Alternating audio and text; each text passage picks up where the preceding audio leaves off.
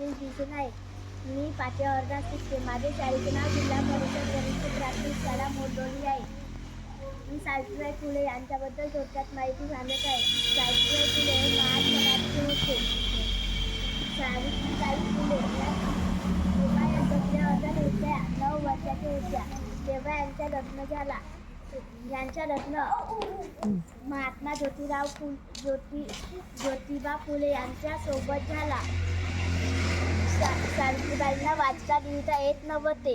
ज्योतिबा फुले यांनी वाचायला लिहायला सावित्रीबाईंना शिकवला. जेव्हा सावित्रीबाईला वाचता लिहिता येऊ लागले तेव्हा सावित्रीबाईंनी पुणेमध्ये शाळा उघडली.